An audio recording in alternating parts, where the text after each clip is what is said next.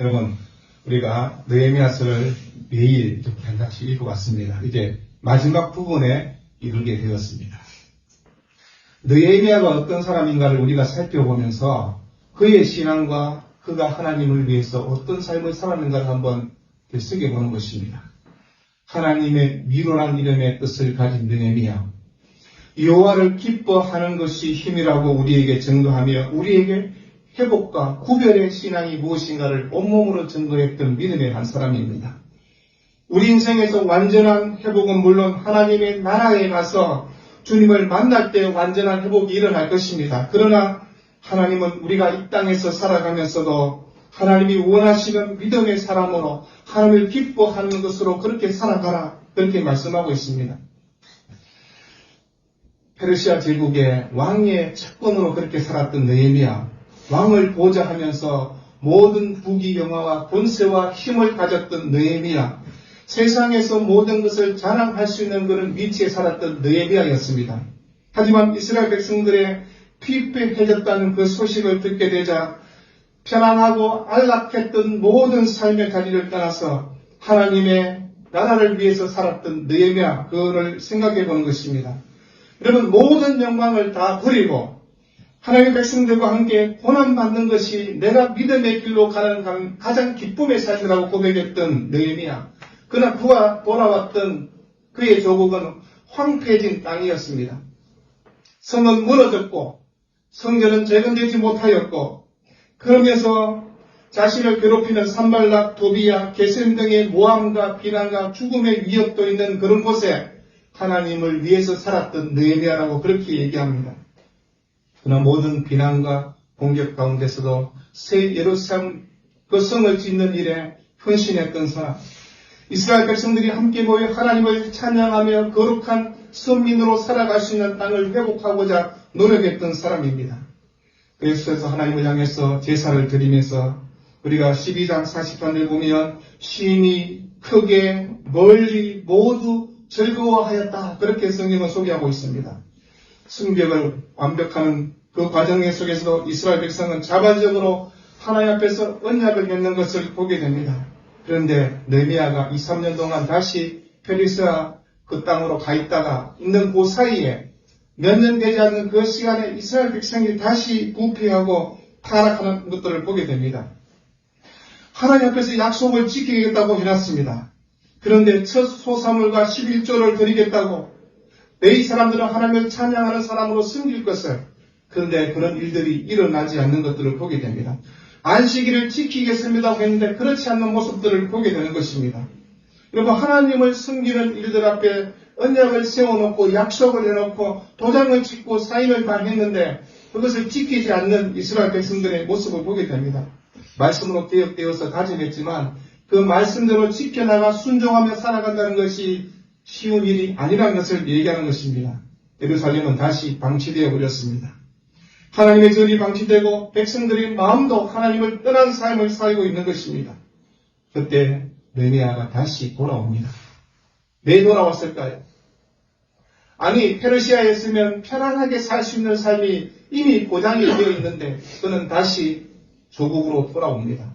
하나님의 백성이 있는 곁으로 돌아왔다라고 그렇게 얘기합니다. 그럼 돌아온 그가 13장 11절에 내가 모든 민장들을 꾸짖어 이르기를 하나님의 전이 어찌하여 버림바 되었느냐 하고 곧 내 이 사람을 불러 모아 다시 제자리에 세웠더니라고 얘기합니다. 너희가 어떻게 하나님의 성전을 방치할 수 있느냐고, 무슨 일이 있어도 너희들은 하나님의 성전을 지켜야 되지 않느냐고, 레위인과 제사장들을 제자리로 다시 돌아와서 하나님의 일들을 하도록 세워나갔다라고 성경은 얘기합니다. 여러분, 신앙생활을 어떻게 해야 될까요? 라고 질문하면, 여러분, 내가 맡은 일들을, 하나님이 나에게 주신 사역들을 최선을 다해서 하는 것입니다. 시간이 되고 형편이 되면 하는 것이 아니라 시간과 형편이 되지 않지만 하나님께서 나에게 맡겨진 일들을 위해서 최고의 헌신, 최선의 헌신의 삶을 살아갈 것을 얘기하는 것입니다. 여러분, 교회 안에서도 이런 일들이 일어나잖아요. 하나님과 약속하고 했던 일들을 하나님의 백성들이 행하지 않는 일들을 우리가 보지 않습니까? 세속화된 교회의 모습들을 보면서 우리가 이런저런 이야기들을 많이 하기도 합니다. 그러나 교회는 처음 신앙의 자리로 회복되어야 되는 것입니다. 하나님이 주시는 힘을 경험하며 살아가라고 그렇게 얘기하고 있는 것입니다. 세상의 가치가 들어와서 교회를 혼탁하게 만드는 것이 아니라 하나님의 언약의 말씀을 붙들고 교회가 정결한 그리스도의 신부로 살아갈 것을 얘기하는 것입니다. 여러분, 교회에 대한 마음, 성결에 대한 마음을 빨리 추스리며 하나님의 뜻을 이루어갔던 느헤미야처럼 우리도 이 시대에 하나님 맡기신 사역들을 감당하는 것입니다. 그런데 우리는 어느 날 갑자기 아니라 서서히 하나님의 약속을 잊어버립니다. 이 정도는, 이만큼은 이렇게 해도 되겠지라는 생각을 우리가 가질 때가 있습니다.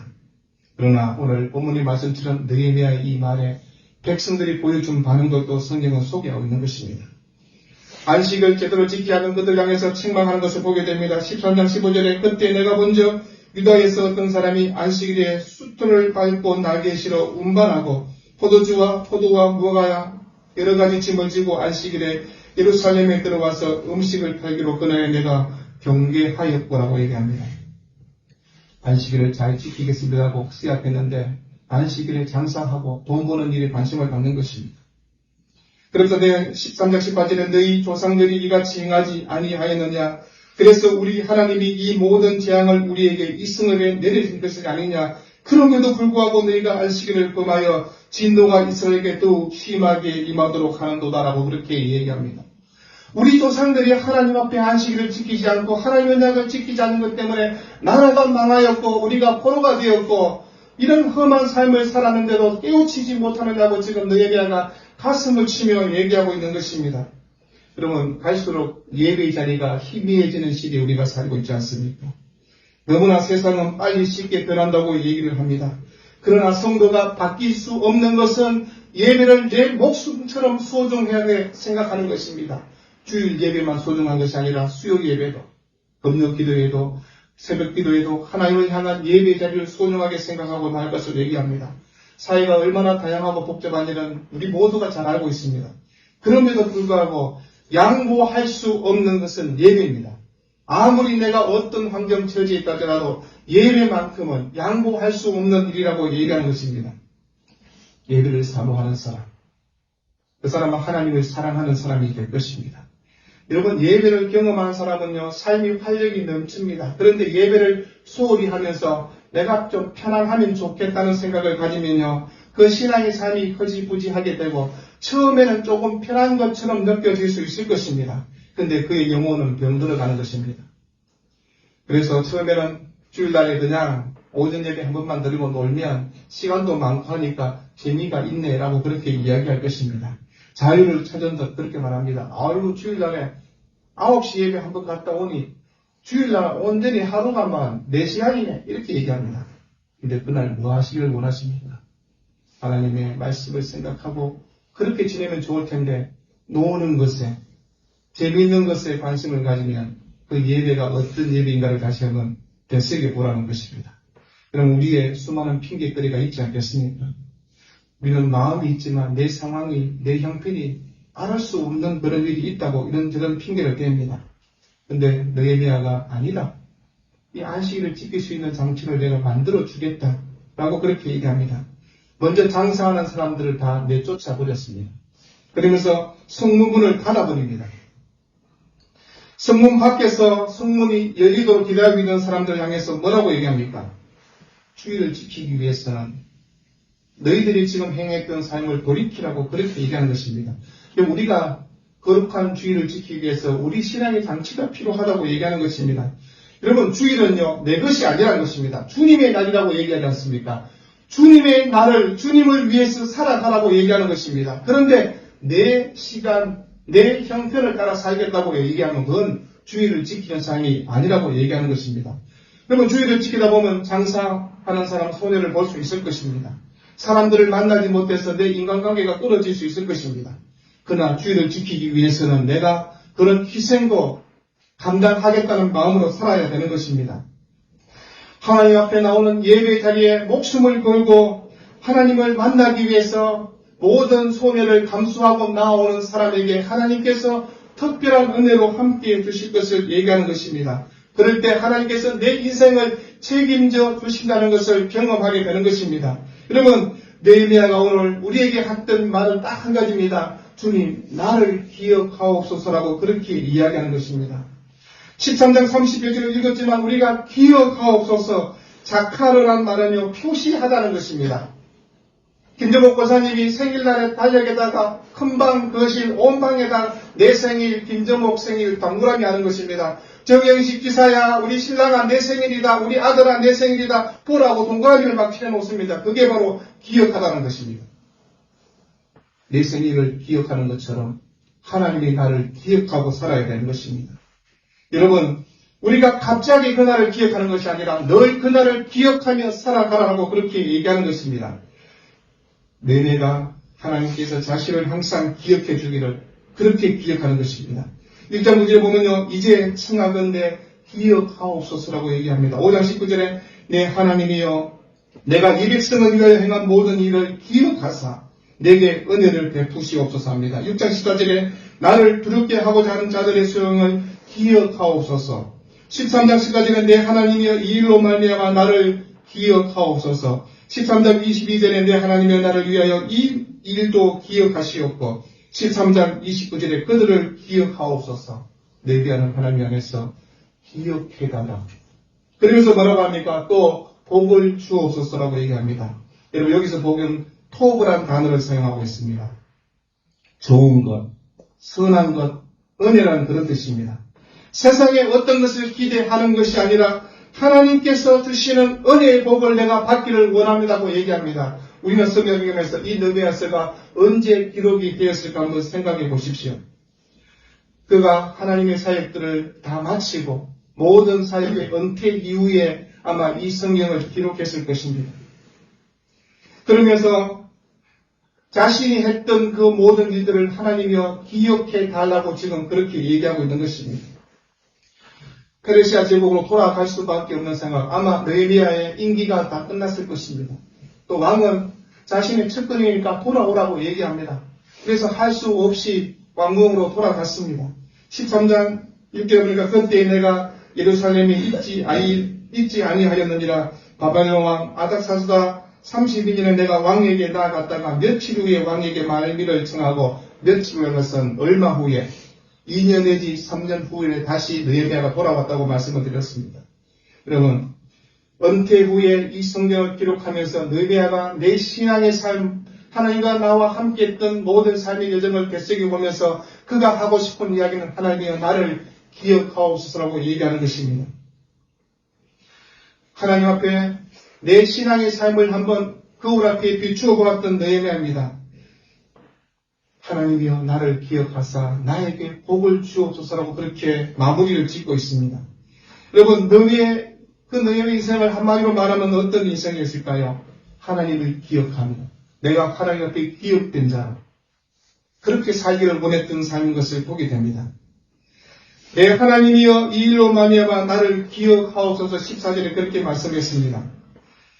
내 하나님과 정과 그 모든 직무를 위해 내가 행한 선한 일을 도말하지 마옵소서라고 그가 얘기합니다. 하나님, 내 이것 했으니까 자랑하고 싶어서 그렇게 얘기하는 것이 아닙니다. 하나님의 나라를 위해서, 하나님의 성전을 바꾼 일을 위해서 내가 했던 일들을 주님 기억해달라고. 여러분, 우리가 사람들 앞에서 우리가 자기 자랑하고 싶은 마음들이 있지 않겠습니까? 내가 이런 일들을 하였다고. 근데 내가 그것을 기억해달라는 것이 아닙니다. 하나님이요, 내가 행했던 일들 중에 이 거룩한 장소를 구별하고 하나님께 드렸던 물질을 구별하여 드렸던 것들을 기억해달라고. 내 것과 하나님의 것, 내 것과 남의 것을 구별했던 것들을 기억해달라고. 이 일을 내가 광활하게 진행할 수 있었던 것, 내 자신을 돌아보면 내가 지금 이 일을 하고 있는 것입니다. 우리가 다른 사람을 향해서 이야기할 수 있잖아요. 당신 이렇게 살면 되지 않습니다. 느헤미야는 그렇게 얘기한 것입니다. 당신들이 그렇게 살면 되지 않는다고 했던 이 일들. 그러면서 자기를 돌아보는 것입니다.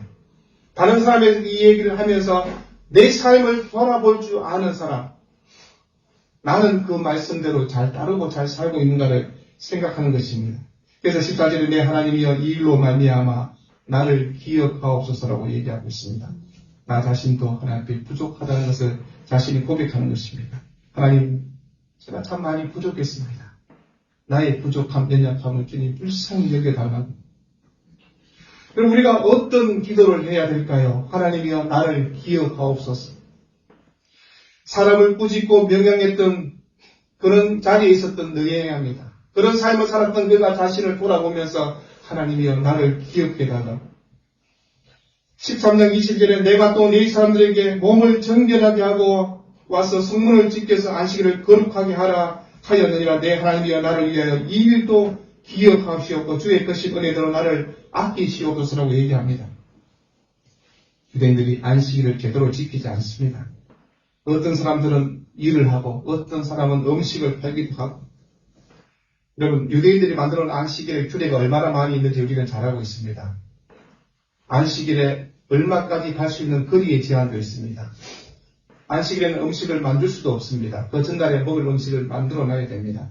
이런저런 일들이 있었을 것입니다. 그런데 오늘 느헤미야는 하나님을 향한 안식일을 제대로 지키지 않는 것에 대해서 지금 백성들 향해서 책망하고 있는 것입니다. 그런데 오늘 유다의 모든 기인들을 꾸짖었다. 그렇게 얘기합니다. 지도자가 되어야 될 사람들, 모범이 되어야 될 사람들이 그 일을 행하지 아니하였다고 얘기합니다. 쉽게 말하면 교회 안에 장로와 권사들이 주의를 소홀히 하고 있는 것에 대해서 꾸짖었다. 그렇게 얘기하고 있는 것입니다. 하나님 주신 율법의 말씀들을 행하지 않는 것에 대해서 우리가 깨달아야 된다고 그렇게 얘기하는 것입니다. 느헤미야가 안식일 제도에 대해서 지금 얘기하면서 우리가 이 안식일이 어떤 날인가를 다시 한번 되새겨보라고 얘기하는 것입니다. 시간이 흐르면서 안식일을 올바르게 지키지 않는 그들의 삶을 지금 보면서 얘기하고 있는 것입니다. 이 일을 기억하시옵소서. 나도 완벽하지 않다는 것 우리가 다 알고 있지 않습니까? 우리 모두가 완벽한 사람이 누가 있겠습니까? 그러나 하나님 주신 말씀의 율법을 기억하면서 하나님 우리가 행했던 일들을 하나님이 기억하실 것입니다. 하나님 내가 했던 삶의 자리에서 올바르지 못한 일들을 내가 기억해서 하나님 앞에서 다시 올바른 삶으로 회복하게 달라고 그렇게 얘기하는 것입니다. 여러분 우리의 기도가요 하나님 나를 불쌍히 여겨 주옵소서는 그 기도만큼 좋은 기도가 어디에 있겠습니까? 하나님 나를 불쌍히 여겨 주시고 하나님이여 나를 기억해 달라고. 13장 29절에 내 하나님이여 그들이 제사장 직분을 더럽히고 제사장의 직분과 네 사람에 대한 언약을 어겼사오니 그들을 기억하옵소서라고 얘기합니다. 앞에는 제사장들이 혼인에 대한 순결을 어겼던 것에 대해서 먼저 이야기를 합니다. 그러면서 이 문제에 대해서 오늘 갑자기 산발락이 앞에 나왔다가 또 등장하는 것을 보지 않습니까? 여러분 산발락, 도비야, 게셈 이스는 삼총사가 되어서 느헤미야를 항상 방해하고 괴롭히고 죽이려 했던 사람이었습니다. 그런데 그들이요 대제사장의 그 손자였던 그래서 산발락에게 사익을 주면서요 정략 교류를 시키면서요 유대사에 영향력을 미치는 그런 일들을 행하였다고 얘기하는 것입니다. 산발락은 산호를 통해서 계속해서 유대사회에 영향력을 끼치려고 했고 대사장은 그 직분을 동일하게 행하지 못한 일이 일어났다고 지금 그렇게 얘기하고 있는 것입니다. 그래서 13장 29절에 내 하나님이여 그들을 기억하옵소서라고 얘기하는 것입니다. 정결한 주의 신부로 살아야 될 제사장들이 하나님의 그 직분 앞에서 혼인의 순결을 더럽히고 사는 그들을 기억해달라고. 느헤미야는 암몬과 모압 자손들을 다 쫓아냅니다. 그러면서 제사장들을 향해서는 그렇게 하지 못했던 것에 대해서 지금 그 얘기하고 있는 것입니다. 왜요? 하나님이 세우신 하나님의 종들이기 때문에 하나님께서 그 일들을 해결해 주셔야 됩니다라고 그렇게 기도하고 있는 것입니다. 하나님 그들을 불쌍히 여겨달라고. 그 모든 것을 하나님께 맡겼던 느헤미야 모습을 보지 않습니까? 그래서 그들을 위해서 지금 기도하고 있는 것입니다. 왜 그렇게 했을까요? 여러분 13장 31절의 그 이유를 우리가 알 수 있는 것입니다. 자신이 인생의 마지막 종착역에 죽음을 눈앞에 두고 있는 느헤미야는 자신의 삶을 뒤돌아볼 줄 아는 사람이 되어 있는 것입니다. 나는 정말 정결한 그리스도의 신부로 살아왔는가? 하나님의 자녀다운 믿음의 삶을 살았는가를 되새겨보는 것입니다. 그러나 나도 부끄러운 것밖에 없다고. 하나님 앞에 죄송스러운 것밖에 없다고 얘기하는 것입니다. 그래서 느헤미야가 이 기도를 할 수밖에 없는 것입니다. 주님 나를 기억해 주시옵소서. 자신 또한 하나님의 긍휼과 자비와 은혜가 필요한 존재라고 그렇게 얘기하고 있는 것입니다. 우리 모두가 그런 기도를 하는 것입니다. 하나님 나를 불쌍히 여겨주시고 나를 기억하사 하나님이 원하시는 믿음의 성도로 살 수 있도록 은혜를 달라고 얘기하는 것입니다. 그게 하나님의 긍휼과 자비를 구하는 기도가 될 것입니다.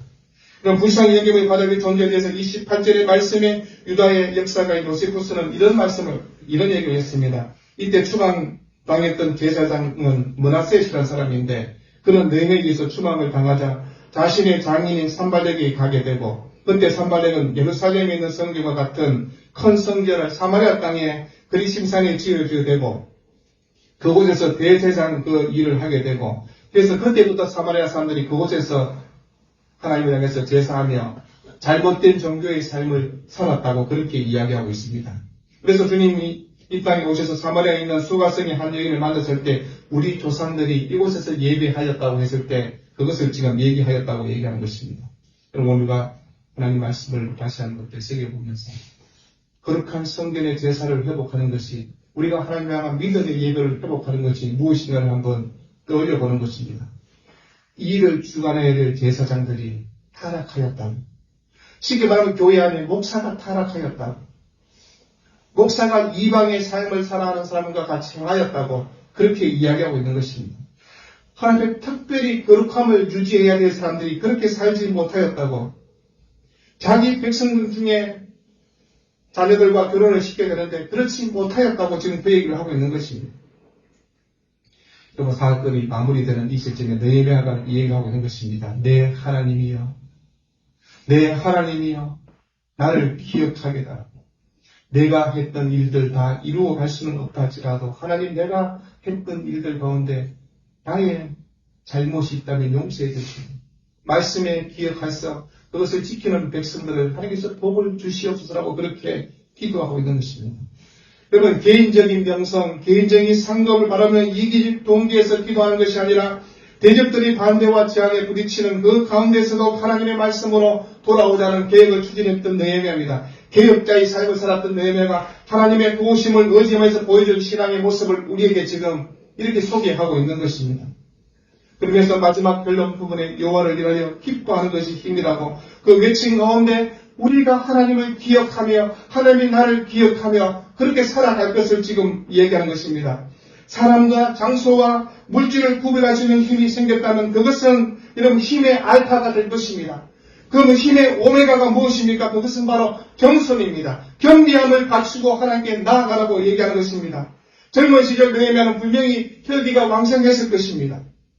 추진력도 대단했기 때문에 그 모든 것을 다 저버리고 흠지로 떠날 수 있었다고 얘기하는 것입니다. 물불을 가리지 않는 하나님을 향한 열심도 느헤미야가 있었을 것입니다. 이제 나이가 들고 어느새 은퇴하게 되고 주님 앞에 설 날이 가까워진 그 느헤미야가 지금 자신의 인생을 지금 돌아보는 것입니다.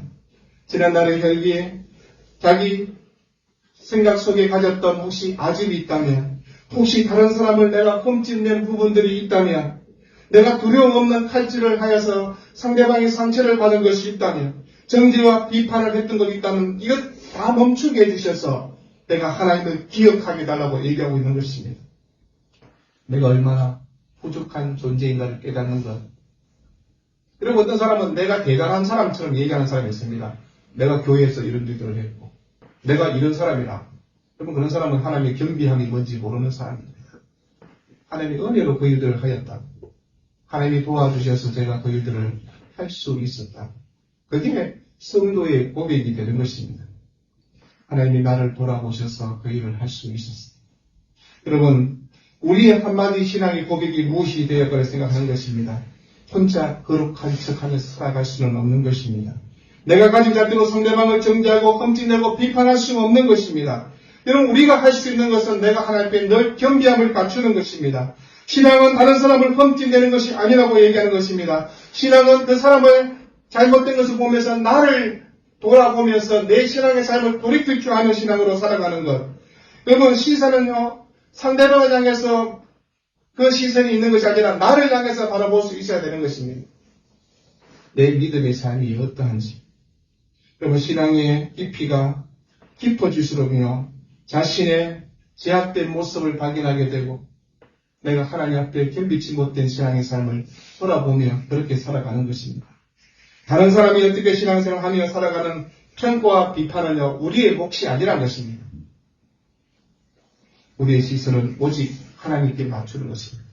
주님 앞에 맞추어진 그 신앙의 시선으로 하나님이여 나를 돌아볼 줄 아는 신앙의 성도로 살아가게 해달라고 그렇게 얘기하는 것입니다. 그래서 하나님이여 나를 기억하옵소서, 하나님이여 나를 불쌍히 여겨 주옵소서, 하나님이여 나를 긍휼히 여겨 주옵소서라고 그렇게 기도하는 것입니다. 날마다 겸손과 겸비함으로 기도하면요 우리의 신앙의 삶이, 우리의 믿음의 눈이 달라질 수 있는 것입니다. 여러분, 우리의 남은 인생 어떻게 살기를 원하십니까?